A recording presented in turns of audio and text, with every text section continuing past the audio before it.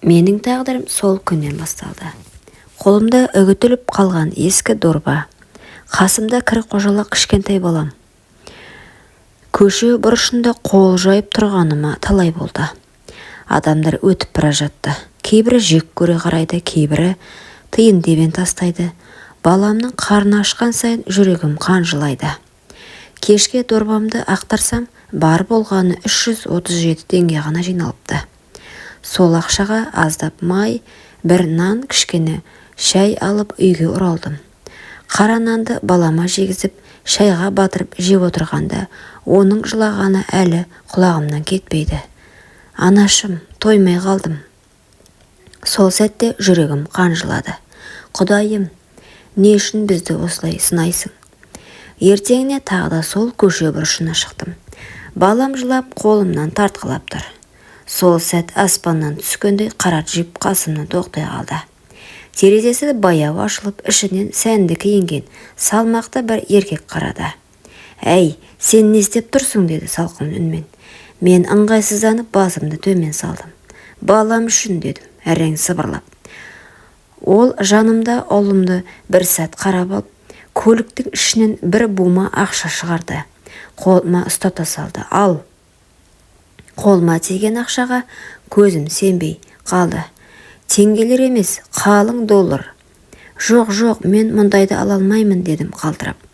Ол жымиып, балаң үшін жаныңды бересің бе? Деді.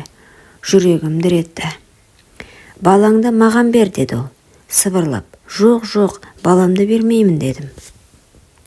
Көзіме жас тығылып, ойлан, баланың қарны ашып жылай береді.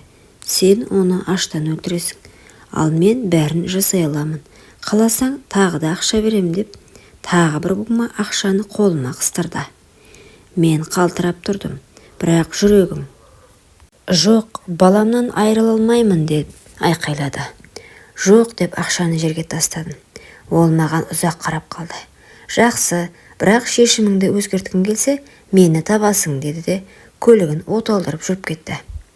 Арада бірнеше күн өтті. Балам түнде аштан жылап ыңырсып жатып қалды. Жүрегім шыдамады. Сол сәтте әлгі байдың сөздері құлағымда жаңғырып тұрды. Келесі күні тағы сол жерге бардым. Шынында да ол қайтадан келе қалды. Ойландың ба деді мұздай даусымен. Мен басымды изедім. Баламды алып кетіңіз, бірақ титтей өтінішім бар. Мен қасында болайын. Жарт жерге қор қылмай, қасынан қарап жүруге рұқсат етіңізші дедім. Ол бір сәт ойланып, сосын басын изеді. Жақсы, онда бізге жүр. Сол күннен бастап менің тағдырым өзгерді. Үлкен қақпалы үй, әдемі бақша, ішінде сәнді залдар, алтын шамдар. Мұндайды мен теледидардан ғана көретінмін. Сол күні байдың әйелі үйде болмады. Алғашқы күні-ақ ол маған көзін салды. Баламды бағып жүрмін деген сылтаумен күнде сол үйдің ауласында, бақшасында жүрдім. Бірақ оның көзі мені қадағалап тұратын. Кешке балам ұйықтаған соң ол маған жақындады. Сен сондай тәттісің деді, жаймен ернімді сүйе бастады. Мен де жылдар бойы махаббатпен шөлдеген едім. Сезімге ерік беріп, еш қарсылық көрсетпедім. Бір уақытта қолы төмен қарай түсіп, екі анарамды сипап, айналдыра сүйе бастады. Жүрегім дүрсілдеп кетті. Қарсы болғым келді, бірақ аштықтан, шарасыздықтан әлсіреген тәнім оның ыстың құшағына еріксіз беріліп, киімдерімді шешіп тастағанымды байқамадым. Сол түні мен алғаш рет байдың төсегінде құштарлықтың ыстығын сездім. Жаным деп үстіме шыққан еркегіме тірлігім бітірген соң басымды қойып ұйықтап кеткім келді. Құмарлық оты тәнімді өртеді. Қорқып тұрсам да ішімнен бір сәттік әлсіздік билеп алды. Бірақ бұл тәтті сезім ұзаққа бармады. Байдың әйелі бәрін сезіп қойған екен. Бір күні бақшаның шетінде мені ұстап алып, шашымнан сүйреп жерге лақтырды. Менің күйеуіме көз салған оңбағансың деп көкірегіме жұдырығын батырды.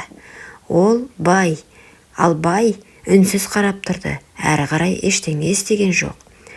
Оның сол үнсіздігі мен үшін ең ауыр соққы болды. Мен оған жүрегімді беріп қойғандай едім. Құмарлыққа алданып, балам үшін деп өзімді алдадым. Бірақ шындық басқа, ол мені ешқашан сүймеген екен, тек қалауын қанағаттандырған.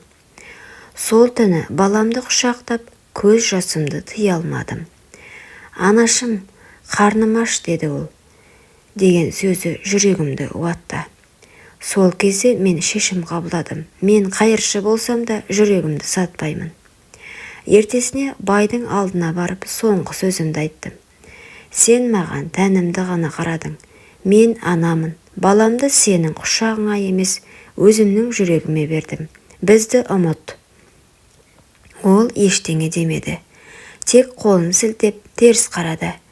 Мен баламды жетектеп есіктен шықтым. Қалтам бос, жүрегім қараңғы.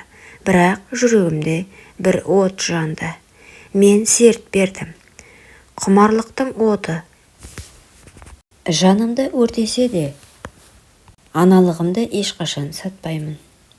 Құрметті оқырман, өмірден алынған шынайы оқиғаларды тыңдағыңыз келсе, менің арнама тіркеліп, лайк, комментарий жазып қолдап кетіңіздер. Келесі кездескенше.